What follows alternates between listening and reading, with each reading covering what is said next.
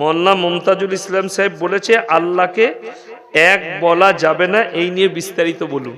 মুমতাজুল সাহেব বলেছেন যেটা এক বলা যাবে না, একক বলতে হবে, একক এবং অদ্বিতীয়। তাদেরকে বলবো গুটকাখোরা জিলাপি হুজুর দিকে ভালো করে কোরআনের তাফসীর দেখো। তোমরা তো কবর পুজো করো আর কবরে সিজদা দাও, আর যারা জিলাপি খায় সিন্নি খায় তাদের কোরআনের তাফসীর বুঝে আসবে না। আমি বললি খারাপ মলবি, বড় কষ্ট লাগে, ওরা তো কবর পূজারী মুশরিক, তারা কি বুঝবে? তাদেরকে কি বুঝাবেন? আর মুমতাজুল কি বলেছে, যার দরকার মুমতাজুলকে ফোন করে জিজ্ঞেস করুন। আমি দেখলাম ফেসবুকে এসে উনি ক্লিয়ার করেছেন, উনি কি বলেছেন।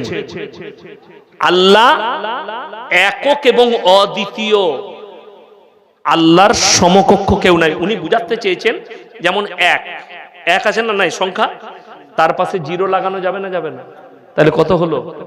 10। আর একক মানে তার কাছে আর কেউ ধারে কাছে এলো না, একক হয়ে গেল, ওই একা, আর কেউ নয়। এইটাই বুঝাতে চেয়েছেন।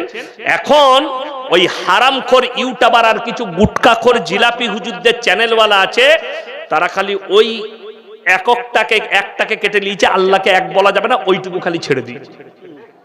ঠিক বললাম না? ওইটুকু পুরো বায়ানটা ছাড়ো যদি হিম্মত থাকে। দিয়ে সেই বেচারাকে কিছু লোক গাল দিচ্ছে, আর কিছু অকাট মূর্খ ওই আপনার ইউটিউব চালায়, চ্যানেল চালায়, গান বাজনা করে, গুটকা খায়, হারামখোর। একটা হলুদ জামা পরে ছেলেটাকে আমি চিনি না, কোথায় বাড়ি তার? মুর্শিদাবাদে বাড়ি। আমার পাল্লায় যেদিনে পড়বে সেদিনে ওর দাঁতগুলোকে কুকুরের দাঁতগুলো দিয়ে বদলি দেবো। এত গুটকা খেয়েছে, কুকুরের দাঁতগুলো পরিষ্কার আছে। সে গাল দিচ্ছে মৌলবীকে, ফোন মানে আর কি ইউটিউব চ্যানেল বানিয়ে। হারামখোর, তুই তো ড্যান্স করে খাস, শরীর টেকিয়ে খাস, কোন বাপের বেটা বলতে পারবে না। ইয়াসিন সাহেবের চ্যানেল আছে, আমি চ্যানেলের মাধ্যম দিয়ে খাই, কেউ বলতে পারবে না আমার চ্যানেল আছে গো, কোনো নাই, ফেসবুক নাই, ইউটিউব নাই, কিচ্ছু নাই। বাস ইনারা চালাচ্ছেন, ইনারাই আমার বক্তব্য ছাড়েন। একটা ইউটিউবার আমার নয়, ইউটিউব চ্যানেল আমার নাই, আমাকে কেউ বলতে পারবে না। অথচ ওই হারামখোররা ওইভাবে চালাচ্ছে। যাই হোক, আমি আপনাদেরকে অনুরোধ করব, কোরআনের সাথে সম্পর্ক রাখবেন তো ইনশাআল্লাহ। কোরআনের সাথে সম্পর্ক